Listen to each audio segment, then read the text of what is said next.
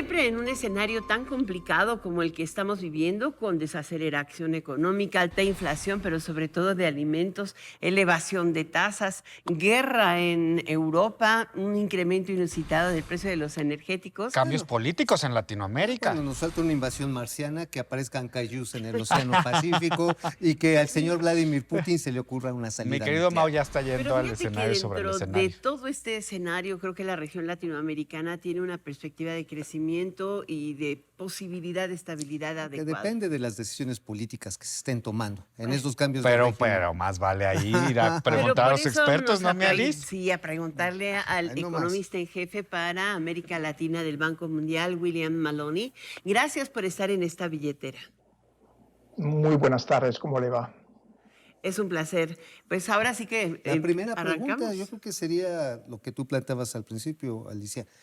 Un momento tan complicado en el que estamos pasando en el mundo, ¿qué posibilidades tiene para la región latinoamericana de ser receptáculo tanto de personas que pueden estar huyendo de la guerra y de inversiones que están huyendo de la guerra comercial? Exacto. Y sobre todo, ¿cuál es la perspectiva que tiene el Banco Mundial para América Latina? Pues por este año hicimos mucho mejor que lo que estábamos esperando, como en 3% más o menos de crecimiento por toda la región. El año que viene hay varias cosas que nos van contra. Las altas tasas de interés en los países avanzados, el lento crecimiento en la G7 y en la China, y la caída en los precios de materias primas, todo van en contra de nosotros y por eso tenemos un pronóstico de alrededor de 1,6. Entonces, siga. William, habla usted de este crecimiento de 3% para América Latina, pero para México es un poco menor y es diferente el que el Banco Mundial da respecto al que da el gobierno de México. ¿Cuál es el que tienen ustedes y por qué la diferencia y cuál es la expectativa para nuestro país? Pues obviamente hay diferencias. Este asunto de pronósticos es más arte que ciencia, al final de cuentas. Pero estamos esperando. Es cierto. No, así es. Somos un poquito menos optimistas para el final de este año que, por ejemplo, el Fondo Monetario. Y por eso estamos por debajo. Pero honestamente, no se puede discutir las diferencias con mucha Pero seriedad. el tema más importante, en el Banco Mundial han hecho un análisis del impacto que puede tener la elevada inflación.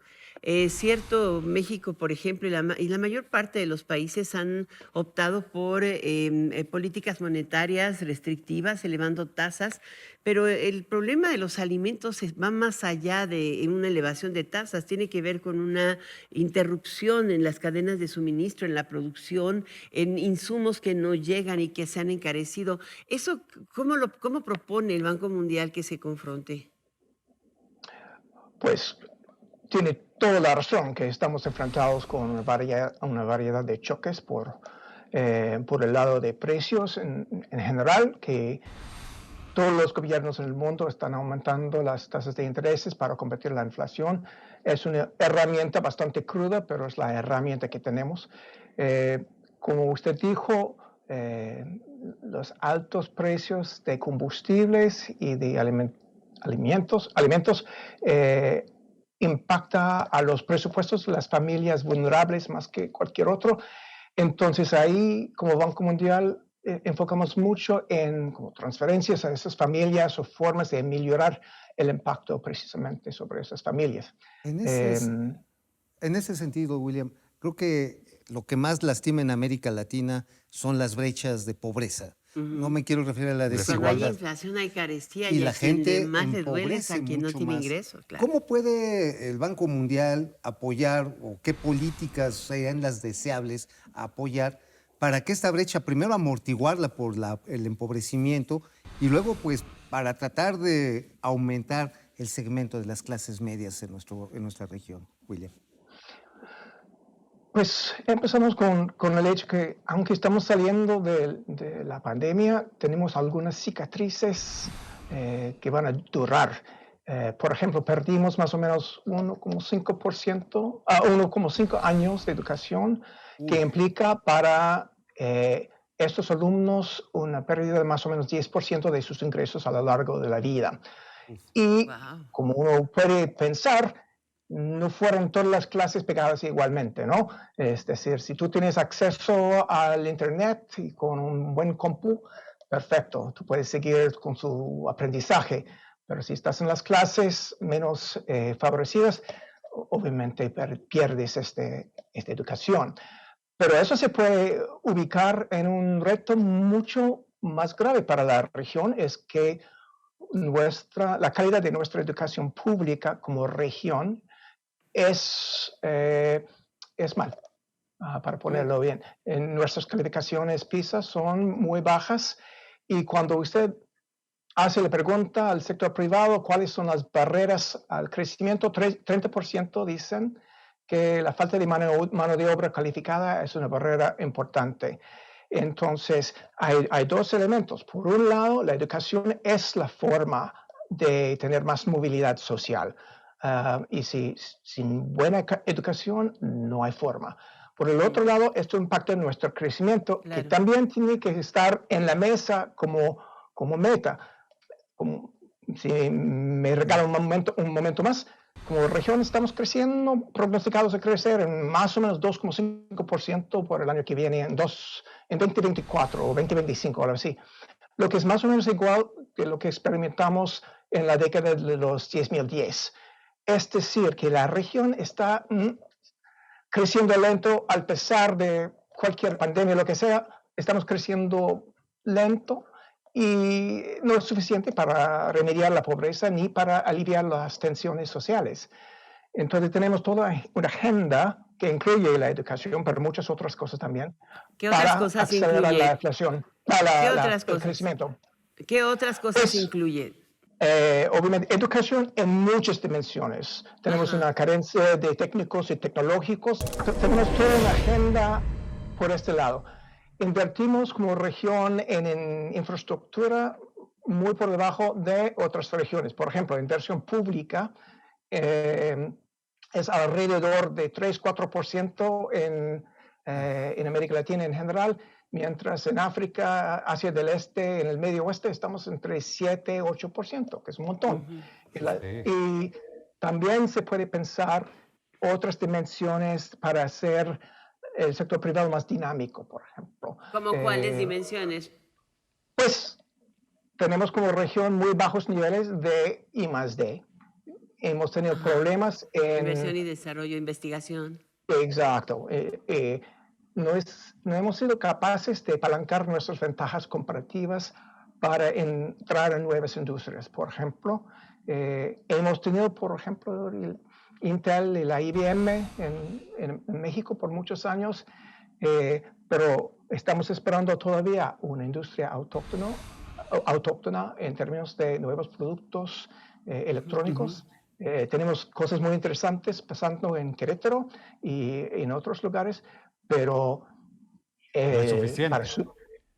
sí, y es una variedad de cosas. Por ejemplo, hay una carencia de financiamiento de riesgo, pero por el otro lado hay una falta de empresarios calificados para tomar riesgos y realmente empujar La esas nuevas falta de industrias. empresarios. O sea, Calificados. a Calificados ver, que no Eh, quieren tomar riesgo. Eso es un tema Pues interesantísimo, ¿no? ¿cómo impulsar el emprendedurismo, primero de los más jóvenes, pero también de los que ya existen, para que de medianos pasen a grandes? Y Para como que quienes dejes ya de ser son, maquilador y seas inventor y que hagas exactamente, propuesta, ¿no? cambiar de la maquila hacia otros factores. Apoyarte en la maquila para ir adelante. ¿Cómo podríamos avanzar en eso en los países de la región y especialmente en México, William?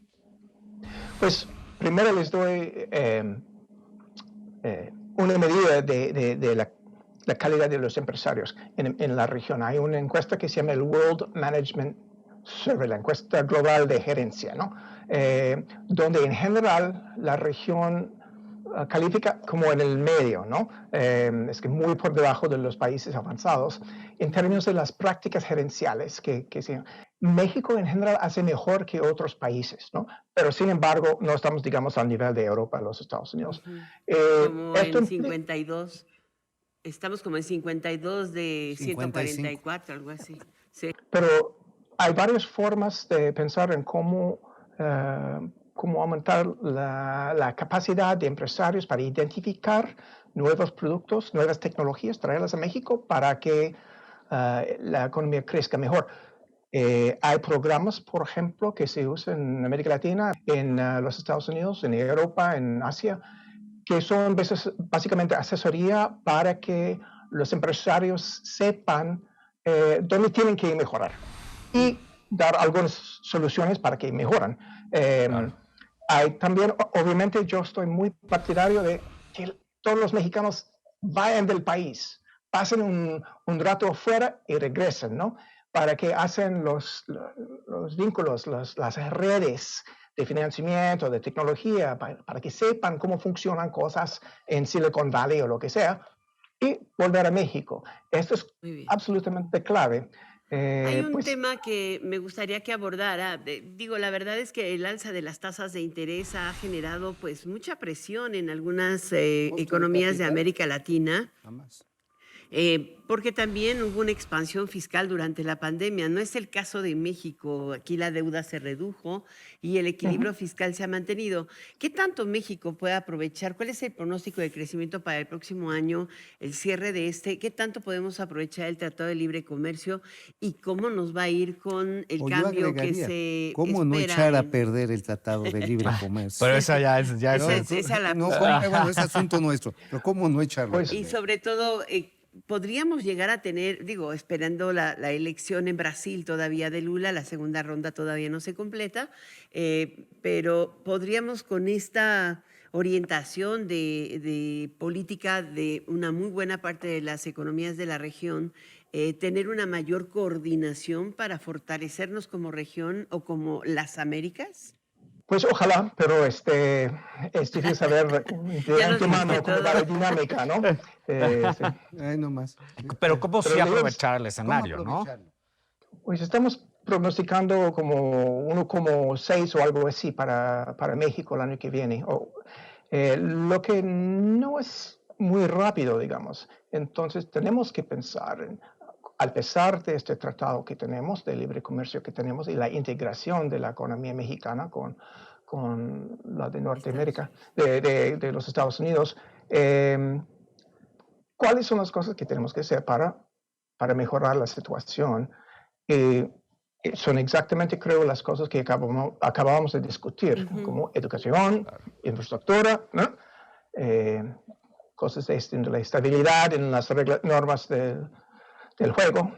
Todas estas cosas son importantes. Y hablando justo de la estabilidad de las normas del juego, y ya para cerrar, ¿cómo va a impactar, digamos, la situación política a nivel región? Por ejemplo, Brasil, que está, digamos, discutiendo entre dos políticas económicas absolutamente distintas. los ¿Cómo va a impactar a argentinos. la región y cómo, pues, sortear estos temas? Hoy, particularmente ahora Pues que no. están tan distanciados China de Estados Unidos, ¿no? Exacto.